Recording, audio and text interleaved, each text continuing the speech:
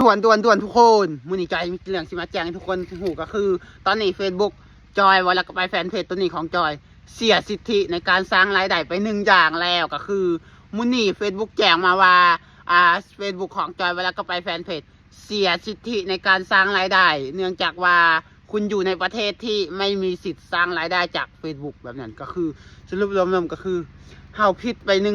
ข้อทุกคนก็คือบ่สามารถสร้างรายได้จากสตอรี่ส่วนแนวอื่นเฮาสามารถสร้างรายได้ได้ปกติดังที่พวกเฮาฮู้กันนำกันนั่นแหละว่าประเทศลาวเฮาบ่สามารถสร้างรายได้จาก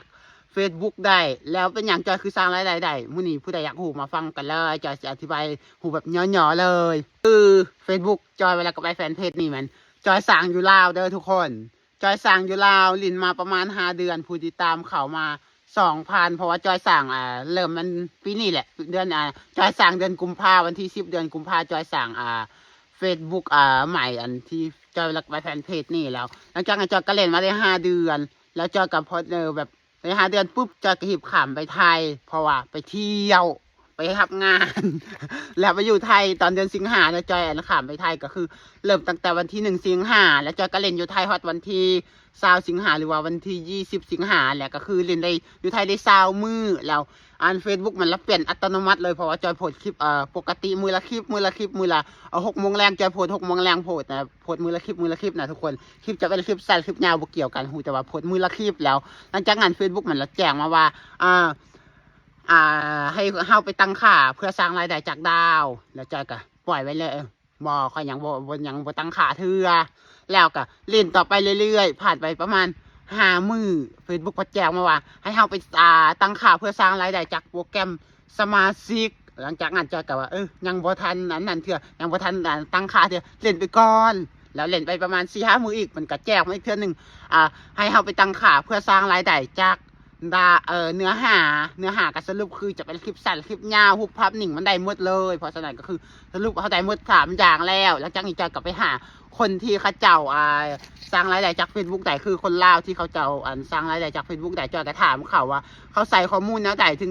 สามารถสร้างรายได้จาก Facebook ได้ถามแต่ละคนที่เฟซเวียกอยู่ไทยเขาก็สิบอกว่าเขาต้องใส่ตามบัตรเฮ็ดเวียกของเขาคือเขามาเฮ็ดเวียกในประเทศไทยเขามีบัตร MOU หรือว่าบัตรเฮ็ดเวียกแบบถูกต้องตามกฎหมายของประเทศไทยเขาก็สามารถกรอกข้อมูลตามนั้นได้เลยกรอกข้อมูลตามนั้นก็เฮ็ดแนวใดก็คือเขาสามารถกดเข้าไปตรงที่ว่าตั้งค่าที่Facebook ส่งมาแหละเขาก็สามารถกดเข้าไปวันตั้งค่าแบบนี้นี่อันนี้ของจอยเลยทุกคนได้3 อย่างจอยจังมากรอกทีเดียวจอยก็กดเข้าไปตั้งค่าเพื่อสร้างรายได้แล้วมันก็สิมีข้อมูลทุกอย่างอยู่หั่นแหละมันสิบอกให้เราใส่เขาก็ใส่ตามนั้นเลยมันก็สิบอกให้เราใส่ชื่อของคุณแบบถูกต้องตามกฎหมายอย่างแบบนี้เขาก็สามารถใส่ชื่อของเราลงไปแต่ว่าบ่ต้องใส่ภาษาลาวเด้อต้องใส่ภาษาอังกฤษหรือว่าใส่ตามภาษาไทยก็ได้ใส่ตามประเทศเวียดของเราประเทศเวียดของเราเป็นภาษาอังกฤษเขาก็ใส่ตามภาษาอังกฤษเขาก็ใส่ชื่อนามสกุลที่อยู่อย่างแบบนี้เขาก็สามารถใส่ตามประเทศเวียดของเราประเทศเวียดเรามันจะมีที่อยู่ทุกอย่างเป็นของประเทศไทยอยู่แล้วเขาก็ใส่ตามนั้นเขาก็ข้อมูลแล้วก็เล่นไปปกติเลยทุกคนแล้วเขาก็ยังบ่สามารถผูกบัญชีในการทำเงินได้เพราะว่าเขายังบ่มีรายได้หลังจากนั้นเขาก็เล่นไปก่อนเล่นไปประมาณ15 มื้อทุกคนจอยก็มีรายได้มาฮอด$100ทันทีหลังจากนั้นแล้วฮอด$100แล้ว Facebook มันก็แจ้งมาบอกว่าให้จอยไปกรอกผู้เสียบัญชีผู้เสียภาษีเพื่อรับเงินหลังจากนั้นจอยก็เอาบัญชีของจอยแล้วเพราะว่าจอยก็มีบัญชีธนาคารของประเทศไทยโดยตรงจอยก็ข้อมูลบัญชีธนาคารของจอยใส่เข้าไปหลังจากนั้นแล้วเขาก็เล่นไปแล้วก็ถ่ายให้แต่ฮอดมือมันนั่นที่สร้างรายได้ได้แต่ว่าก่อนเขาช็อตมือสั่งรายได้เงินที่เขาออกมาจอยก็หิบข้ามมาไทยดีใจแฮงเขาดีใจแฮงว่าอยู่ไทยเรามีรายได้แล้วสิกลับไปอยู่ลาวให้คิวว่าซั่นก็คือหิบกลับมาลาวทุกคนฮู้บ่คือจอยกลับมาลาวจอยก็ยังงงอยู่เพราะว่าจอยบ่ฮู้ว่าใส่สัญญาณลาวมันจะได้บ่จอยก็ถามคนลาวที่เขาไหนบางคนก็บอกว่าใส่สัญญาณลาวได้แล้วเด้อในการสร้างรายได้บางคนก็บอกว่ายังบ่ได้เทื่อต้องใส่ VPN เพราะฉะนั้นจอยก็เลยว่าใส่ VPN เพื่อสร้างรายได้ใส่ VPN 2 เดือนแรกที่จอยมากลับมาลาวจอยก็ใส่ VPN แล้วก็สร้างรายได้ในเดือนแรกจอยก็ได้ใน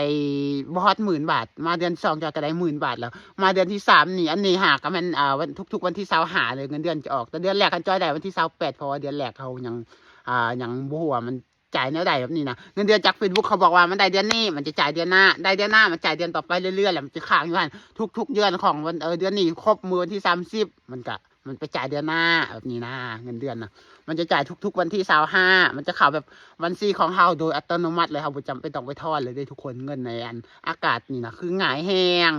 แล้วก็คือจอยลืมบอกขั้นตอนอันที่3ทุกคนมาเดือนที่3จอยเห็นคนลาวหลายคนบอกว่า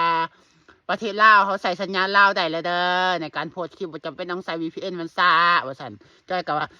ดีใจเด้สันข่อยก็สิไปใส่สัญญาณลาวแล้ววัดนี้เพราะว่าใส่ VPN มันซ่าแฮงคือว่าทุกคนจากคลิปปกติจอยอันโพสต์อันตอนบ่ใส่ VPN เด้อ5นาทีจอยก็โพสต์ได้5นาทีก็โพสต์ได้พออันจอยอันมาใส่ VPN เด้อคลิป5นาทีจอยอันใส่ VPN โพสต์ไปประมาณชั่วโมงหนึ่งมันจังได้เพราะว่ามันซ่า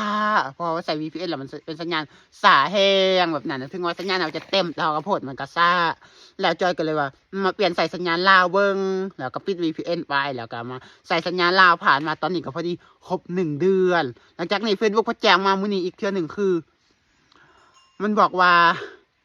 Facebook จอยเวลาก็ไปแฟนเพจเสียสิทธิในการสร้างรายได้เพราะว่าคุณอยู่ในประเทศที่ไม่มีสิทธิ์สร้างรายได้ คุณอยู่ในประเทศลาวเพราะว่าตำแหน่งของคุณตอนนี้มันอยู่ในประเทศลาวมันไม่ได้ขึ้นกับสัญญาณไทยแล้วเนื่องจากว่าคุณไม่ได้ใส่ VPN เมื่อวานมันไม่ได้บอกเลยว่าอันเขาไม่ได้ใส่ VPN ก็คืออันนี้เขาเสริมซื่อๆนะทุกคนก็คือก็แสดงถึงกับคำว่าที่ว่าตอนแรกเขาใส่ VPN แล้วมันขึ้นเป็นสัญญาณไทยแล้วก็ได้ปกติพอมาเปลี่ยนเป็นสัญญาณลาวแล้วไม่ได้ใส่ VPN มันก็ขึ้นเป็นประเทศลาวโดยสมบูรณ์หลังจากนั้นแล้ว Facebook ก็แจ้งมาว่าเขาเสียสิทธิในการสร้างรายได้เพราะว่าเขาอยู่ในประเทศที่บ่สามารถสร้างรายได้ได้ก็สรุปคือเขาอยู่ประเทศลาวสรุปรวมๆก็คือประเทศลาวยังบ่สามารถสร้างรายได้จาก Facebook ได้แล้วก็บ่สามารถใส่สัญญาณลาวในการสร้างรายได้ได้เพราะฉะนั้นเราต้องใส่สัญญาณของประเทศที่เขามีสิทธิ์สร้างรายได้แล้วตอนนี้จอยก็ยังทุกคนคือ Facebook ของจอยมันเสียสิทธิในการสร้างรายได้แล้วก็คือบ่สามารถสร้างรายได้จากสตอรี่ได้แต่แนวอื่นจอยยังสามารถสร้างรายได้ได้คงที่เด้ออันนี้ก็คือข้อมูลรวมๆสำหรับที่จอยเจอมาในตอนนี้สร้างรายได้มา2 เดือนนี่ค่ะก็เข้าเดือนที่3แล้วก็คืออันนี้เป็นข้อมูลรวมๆแบบอยากให้ทุกคนหูนำกันว่าเป็นอย่างจอยยังบ่ได้เพื่อคนที่อยากได้เฮ็ดมันจังจะบ่ได้ผิดพลาดสำหรับผู้ใดที่เบิ่งคลิปแบบนี้แล้วรู้สึกว่ามันมีความอย่างก็มันมีข้อดีเฮ็ดให้เราอาจจะมีรายได้ก็สามารถแชร์เข้าไปให้หมู่ให้เพื่อนหรือว่าให้คนในครอบครัวของเราหูนำกันว่าเฮ็ดจังได๋จังจะได้เด้อทุกคนให้ตามนี้ได้เลยอย่างอื่นให้มันบ่ผิดแต่การสร้างรายได้อย่างเดียวคือรายได้จากสตอรี่เพราะฉะนั้นมาลุ้นกันว่าจอยสิกลับมาใส่ได้บ่หรือว่าจังได๋จอยก็ยังบ่แน่ใจว่าจอยต้องข้ามไปอยู่ไทยอีกบ่หรือว่าต้องอยู่ลาวบ่อันนี้ก็ยังบ่แน่ใจเพราะว่าตอนนี้กลับมาใส่ VPN ปกติแล้วเป็นจังได๋ก็รอลุ้นเบิ่งว่าจอยสิได้บ่ แต่รวมคิดว่าโอกาสที่จะได้คืนมายากแล้วพอให้ผิดแล้วแบบนี้นะทุกคนเพราะฉะนั้นเขาก็คือพาเบิ่งเอา